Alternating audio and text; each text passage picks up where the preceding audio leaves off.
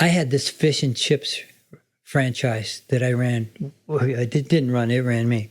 I was trying to find a way to earn money to write songs so that, or find time to write songs and not have a regular job. And you could buy these franchises for just peanuts.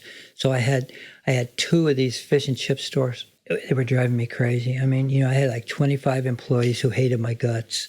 I mean, because I didn't know what I was doing.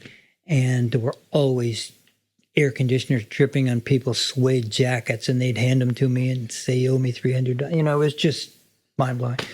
One day, instead of going to this fish and chips place on Long Island, I just went down to New York to find David Rosner and say, I'm dying out here, help me. What do you think I can?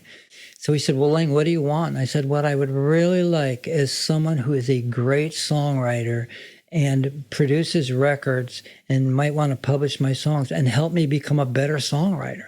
And he said, and I said, someone who's eclectic, that's rock, gospel, slow, fast, country, any kind of music. He said, well, you're talking about Ray Stevens. He says, he's the most eclectic guy in the music business. And I said, God, that is the most incredible idea. Well, we were sitting in David's office on 7th Avenue, and I went directly down to a payphone on the street and called Ray's office. And I said, is Ray going to be in town the next few days? And the girl said, yeah, he's here till Friday or whatever like that. Went to LaGuardia the next morning, took a taxi to Ray's office and went in, and his office was in a little house. And I said, well, I'm Layng Martine. I called you yesterday and, mentioned, and she said, well, Guy, you got here fast. And I said, yeah, I'm excited. And she said, well, what do you want? And I said, could I please play Ray a couple of songs? And she said, let me ask him. I mean, it's a little house, Otis. So she went back to the bathroom or something and said, could you listen to this kid's songs? And he did. And he said, I love this one song. I said, that could be a hit, he said. He said, if you write me another song I like as much as that, I'll record you. And I wasn't trying to be a recording artist. I was trying to just earn a living in the music, doing anything, So I went home, and for about a year, 9 months or so, I sent him songs constantly, little cassettes and blah, blah, blah. And he had this system where he said, you call me and ask for me. Or no, you call me and ask for you. and they'll say he's not here. And the secretary will tell me, and I'll call you back so you don't have to pay for it. Because it wasn't like now that all calls are free. You had to pay. So he would call and he'd say, that's a good B-side. He said, I'm not sure that does it for me. I don't know, blah, blah. Well, I sent him one day, sitting in my backyard with my neighbors, and it was hot. I have my guitar. People were grilling hamburgers, and somebody was putting lotion on their wife or something, and they said, hey, rub it in. Would you rub it in? Well, I had my guitar, and I just went, rub it in, rub it in. And my wife says, is that already a hit? And I said, no. And she said, that sounds like a hit to me. So I said, okay. So I finished this song, and I sent it to Ray, and he calls me up in my fish and chip store where I'm like half ringing up some fish and chips order, and I got the phone under my shoulder, and he says, rub it in as a smash. How fast can you get down here? And I said, well, like tomorrow, So he booked these great players, including Norbert Putnam, and I think Charlie McCoy played, and Jerry Kerrigan from Muscle Shoals played the drums, and Ray played the piano, and we made a great record of Rub It In, and it was released late in August of that year. And so by the time it had proven itself, it was a massive hit in places like Houston and stuff where they had the weather at the time. But then when it was time to spread, it wasn't summer anymore, and people said, we can't play, that's a summer song, we're not playing that. So I used it as a demo, and I took it to Billy Crash Craddock's producer, a guy named Ron Chansey, and they loved it, and they recorded it, and it became a big hit by him. And then this commercial Glade plugins, I don't know if you ever saw that, plug it in. So that song has just been such a godsend to our whole family. But it also gave me the confidence. I said, I can do this, instead of thinking, I hope I can do this. I can do this. I just have to. One of the key things, Otis, was I loved pitching my songs. I loved it. Most people hate it, but I loved it. I love people. I love getting to know people, but I love to be in the room when they either turn it off after 20 seconds, sometimes before they even heard one word. This is wrong tempo. We don't need that. But when somebody lights up over a song and you're in the room, so exciting. Even if most of the time it ends up they don't record it, just the fact that they love it is so inspiring. It makes you say, God damn, I'm not kidding myself. I still can do the. So anyway, that rub it in, that whole thing was just such a lesson to me. And Ray, it was so cool. He said, look, Layng, I don't pitch songs. I said, I'll pitch the songs. If I can't get in the door and you feel like making a call for me, great. But otherwise, if you please just help me be a better songwriter, help me improve, tell me where I'm losing you, and stuff like that. And I remember the very first day I go in there to play my first song when we've moved here with our two little kids, one of which was 4 weeks old, a kid. My wife is very courageous. I go in there with my song, and it had the word escalator in it. And he says, what's an escalator? And I said, an escalator, that's the moving stair. He says, God damn, I know what an escalator is, but most people don't. And he said, you've been to Macy's. Most people haven't been to Macy's. Speak simply. Give simple words. Let me know what the hell's going on in your song right away. Don't lose anybody. Oh, God. These were all just massive lessons for me. And they seem like, well, how could that be a lesson? But it was, because if you lose people for 1/8 of a second in any way, rhythmically, lyrically, in any way, their mind's somewhere else. So anyway, there were so many things. When he loved a song, I could stand anyone turning it down, turning it off. I said, Ray's 11 times smarter than everybody else in the music business, in my opinion. that was why. If he loved it, it's in there. And I would just keep taking it to people. I may Way Down, my song that Elvis recorded.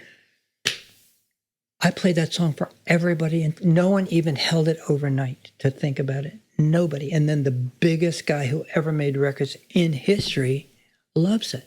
And the day he died, it was #1 on the country charts. It's just the crazy stuff that you learn, or I learned, or anyone would, by just being out there and being in the room. Can I tell you one thing about Ray Stevens? It was so many things that I learned from him, but here was a crowning. Wow, this was amazing. Anytime he had a session, I would go to the sessions, and I would just stand there and soak it up. And so the day he's making the streak, so that would have been, 74, let's see. So he did it in pieces. I don't know if you remember the record, but the record was, I think, 3 vignettes. And he had the rhythm, and he would tell the story, and then at the end he would go to the chorus. And the vignettes could be any, whatever length, I don't, but they would always end up at this chorus. So when he finished, he put them all together. All the vignettes, the tape, they would slice tape. Unlike now, he couldn't do it in a computer because he sliced them all together. And it was so goddamn funny. You just couldn't even breathe, And he's standing there stone-faced, and he says, it needs something. I don't know what it needs. It just needs just not one more thing it needs, So he says, Layng, let's go down to the music shop. So we go down to this music shop called Hubleys or something like that. And he goes in, he has all these ideas. He gets this whistle, and he blows on it. It goes, phew, like that. And he says, that's it. I'm going to put the whistle on there. So we go back to the studio, plays a thing, and he goes, oh, they call him the streak. Well, that was the coup de grace. And the lesson to me was, okay, Layng, when you think it's so wonderful, just is there one more thing you can do that they won't be expecting that'll throw it over the top? I couldn't always come up with one, but I always tried. And I just thought, that record was already so incredible. And then, but there was a really funny thing he did. When this whole thing was done, the whistle was on it. He got this record of laugh track. I think there were, a lot of laughs, like 28 or 30 different kinds of laughs. Everything from to like 700 people screaming, laughing. He turned off the lights in the studio. He had memorized every one of these laughs. And so we're sitting in the studio, lights are out, Ray sitting there, I'm sitting there, the engineer is sitting there with all these laughs. And Ray's just going, he would go, 9, 7, 24, and it just went on there. And that's what's on there, with all these different laughs. And he had memorized it just so it was like a crescendo that he could just build it up. And he knew how to just make even the laughs have a climax.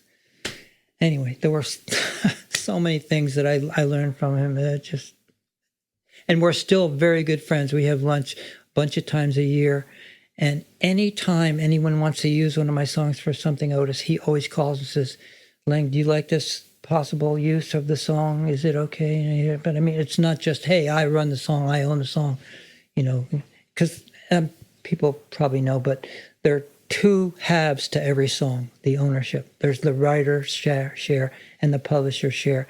And Ray owns the publisher's share to rub it in, and the publisher controls what happens to the song. So that's why he would ask me, He was on top of the world right about the time that you met him with Everything is Beautiful. Yeah. And I mean, that was a huge song. Oh, yeah. Oh, absolutely huge. Tarzan, was that out already? No, yes, that had already been out. And that was the reason that I went to him, because there was nothing that he has an incredible album called Turn Your Radio On. I don't know if you know that, but it's all gospel songs. There was no kind of song I could feel like writing and bring him that he wouldn't grasp, he wouldn't love that kind of music. He would never say, he would often say, Layng, I don't know what to tell you on that one, but it wasn't because it was the wrong kind of music. It was just that he didn't think the song was any good.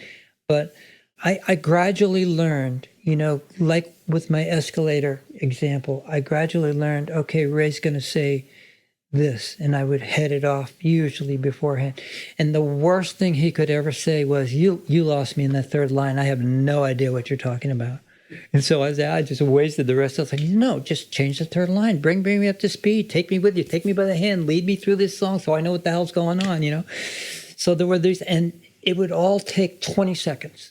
Like, there was no long, let's hash it out about this. It was literally 20 seconds. I'd play the song. He'd give me his opinion, which often was, as I say, just can't help you. But if there was a comment, and if he said, that's fabulous, he might have said that 12 times the whole 10 years that I was with him. But that was all I needed to just be off and running. And so there was, because encouragement and vibes and feelings are the whole basis of everything we're doing is feelings. So when he would help my feelings and spirits stay up by encouragement, he also had no problem if I played him 9 songs in a row that he didn't like. He would feel no compunction to love the 10th one because I needed it. No, he'd hate that too if he didn't.